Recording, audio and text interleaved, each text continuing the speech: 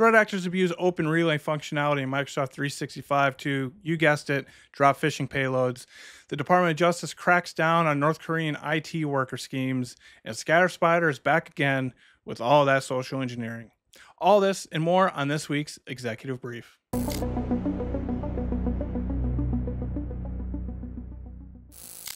Hello, everyone, and welcome back to another week of our Cybersecurity Executive Brief. I'm Corey Wolf, Director of Offensive Security at Resurfaces, and today is Wednesday, July 2nd. Yes, July 2nd, 2025. We, over at Resurfaces on the Armada team, are tracking a new, not new, but, I guess a new tactic used by threat actors abusing the direct send functionality in Microsoft 365.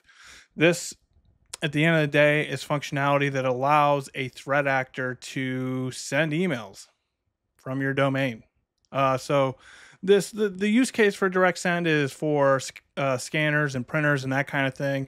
You know, those kinds of devices that just need to be able to, scan something and then it emails to the scan to a person. And so the idea here and why direct send exists is that you can just basically set this printer scanner up to just shoot an email out to this endpoint, and it will send the email. There are a couple caveats here. One, it can only be used to send internal emails. But if you already know, one, it needs to be coming from a legitimate email address in the tenant. But if you know, email addresses are pretty easy to guess. They're all over the web. Even if you can't find it, I'm sure you can figure it out for somebody. So you do need a valid from email address, and of course it needs a valid to email address. But what threat actors have been doing, and some of this research came out last week from Varonis, where they talked through, some of what they were seeing and what they had identified. But what threat actors are doing is they're sending via PowerShell. It's probably just the easiest way for them to do it. They are sending phishing emails that contain PDFs primarily, as well as QR codes. We have seen this being used, and some of our clients being targeted by this. This was reported about a week ago, and we are starting to see an uptick in it. So, long story short, there's a direct send feature. Threat actors can use PowerShell, other means as well, but they're probably using PowerShell to send emails from one internal email address to another that has phishing payloads, and it's been somewhat successful. According to Varonis, they've confirmed 70 plus organizations in finance, manufacturing, construction, and engineering have been already hit. Basically, attackers are sitting on a machine somewhere. Varonis calls out that it's probably some VPS that they're logging into. They're running a PowerShell command and they're sending a phishing email. These are very effective because it's an internal email. There's a couple things that go on so that it basically always hits email inboxes. Not only that, but if you receive one of these emails, it's coming from a person you know or you've probably spoken to. At the very least, you know they're from, you think they're from the same company. So it's turned out to be a very effective technique for dropping payloads and getting past different mail filtering. This does not go through, your traditional, if you have Proofpoint or something set up, it's not going to go through there because it's staying within Microsoft's infrastructure. And so the big thing here is that this is, so as an attacker, we're always trying to bypass email inboxes, trying to get, our payloads delivered directly to the inbox, not spam, not anything else, but directly to the inbox. This is an excellent way to do it. But the real thing here is that, and if you know something that I don't, please let me know. But direct send is enabled, I believe by default, on any M365 tenant. So if we go back and we look at what they're doing, right, all you need is their tenant name, right, and then you just prepend it to mail.protection.outlook.com and shoot it off. It's an SMTP open relay technically, and shoot it off to this host, and it gets delivered. This is enabled by default in M365. As you can see here, when we go to the setup instructions for direct send, we see the call out. Most customers do not need to use direct send. We're working on an option to disable direct send, by default to protect customers. So it's my understanding, and a couple other people that I've talked to. Again, if I'm wrong, please let me know. But everything that I've seen so far, as well as Microsoft's own documentation, calls out that this is enabled by default, and pretty much anyone can do this. So interesting is that in when was this? April, I think. Yep, April 28th, 2025. Microsoft released a blog post introducing more control over direct send and exchange online, where they introduced the reject direct send feature. So before, if I'm understanding this correctly, before April 2025 is when it went into public preview, there was no reject direct send feature. And the way that you enable it is, of course, through PowerShell. I I just love the way they worded this. It's so confusing. By default, the new opt-in reject direct send setting is set to false. To enable the reject direct send feature, Exchange Online administrators can run the following PowerShell commandlet. And so that's where they send it to you. But it's just funny. When I first read that, I was like, it hurt my brain. By default, the new opt-in reject direct send feature or setting rather is set to false. So I would highly recommend that you disable this. It's the trouble here is that it might, and I've spoken to some people that are going through this. The issue might be, well, is there anything that's actually using this? Because in an enterprise, right, to be fair, you can't necessarily just turn stuff off. You got to check, right? Because you might break stuff, but at some point it probably just gets to the point where you turn it off anyways. But the real issue here is identifying things that do use direct send. At least from the people responding to this that I've spoken to, is that there's no real telemetry from Microsoft to understand what is using direct send, what is coming through it. You can't necessarily block it, because even if you look at the sending IP of the email, it's coming from a legitimate Microsoft domain. In this case, when Varonis was talking through their initial findings, it was coming from a Ukrainian-based Microsoft host, which to me indicates that it's most likely Russian or Ukrainian threat actors performing this.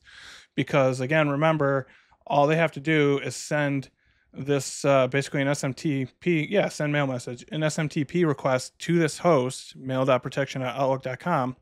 And because Microsoft's global, they have servers everywhere, and we all can put in outlook.com into our browser. But what ends up happening is that we just go to the closest Microsoft host. And so these emails from Varonis and from the clients that I've spoken to are coming from Ukrainian IPs, which are legitimate Microsoft hosts sitting in Ukraine, which indicates that the threat actors employing this are somewhere close to Ukraine. So either Russian or Ukrainian threat actors performing this. So again, recommendation is to disable this. But again, not always that easy, right? I mean, as a security people, here's my recommendation. No, there's no reason why you shouldn't do it. Of course, there's business context, and it might be difficult to understand what is actually using this. If you've discovered any ways to identify anything that is using direct send through Microsoft telemetry or Exchange Admin Center or anything, please reach out to me and let me know. I know lots of people that would be very interested in understanding how they can actually see this. So that's a big thing. We released a security advisory on this. This is a low barrier to entry, high success rate, and high impact. So again, we have written out and put out a security advisory on this particular topic. Of course, I will link to it in the description so you could read up on it a little bit more. Continuing on through interesting things this week. So the U.S. has arrested a bunch of people. Well, I guess one in a North Korean IT worker scheme. They seized 29 domains and raids 21 laptop farms. So on Monday, so what was that, the 30th, June 30th, the U.S. Department of Justice announced actions targeting the North Korean information technology worker scheme, leading to the arrest of one individual and the seizure of 29 financial accounts, 21 fraudulent websites, and nearly 200 computers. So if you're not familiar with this, the North Koreans have had a really good process and procedure for infiltrating U.S. companies. So, there's remote work. And so what ends up happening is that these remote workers, act as U.S. citizens. In many cases, pretty much all cases, they have some sort of false identity documents. They use AI for voice and all this other kind of stuff. But at the end of the day, they're using various techniques to gain jobs at U.S. organizations to then infiltrate them from the inside out. This has been going on for a couple of years now, but it has really ramped up in the last probably year or two. In fact, when I was in B-Sides Nashville a couple months ago, there's JP Glab had a really good talk about the inside details on how these workers are operating, what their day-to-day is like, and basically what they're going for. It was a very good talk. JP, if you're listening, that was excellent work. It's really good write-up.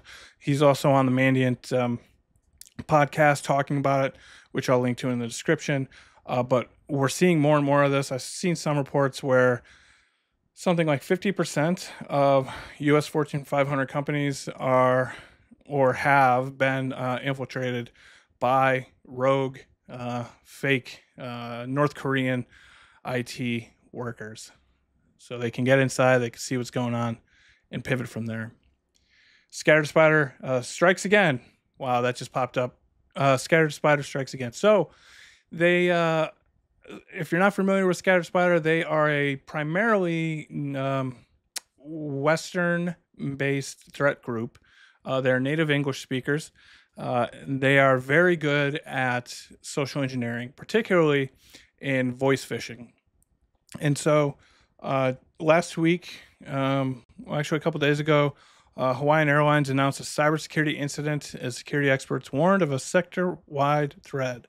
So the industry believes that Scattered Spider is now targeting specifically transportation industries, probably because it's probably real easy, honestly. If you're social engineering, especially voice phishing, it's probably not that hard to social engineer, unfortunately.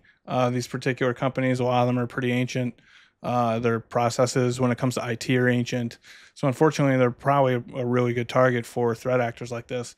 But they've seen an uptick in Scattered Spider activity. If you're not aware, Scattered Spider were the ones that got initial access to MGM last year now, I think. They were the ones that social engineered their way via the help desk into MGM. MGM was later ransomware.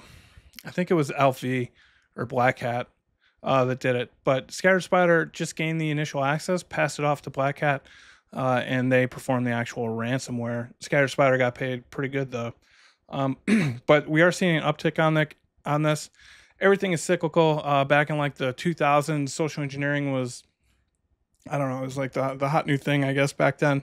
We saw it drop off for a little bit to where it wasn't nearly being used. It wasn't being used nearly as much by threat actors as it was in the past. However, over the last 2-3 years, we've really seen an uptick in social engineering campaigns, not only phishing, but voice phishing, actual in-person attempts to gain access to facilities, that kind of thing. But Scattered Spider is on a run right now with, it appears, focusing on particular industries. In this case, their focus is the airline industry. So, yeah. So, big, actually kind of a big week. It's a holiday week. I hope that you get if you're US based, you're getting the 4th of July off. That's great. So I think that's it. I think that's it for this week. I hope you have an excellent weekend.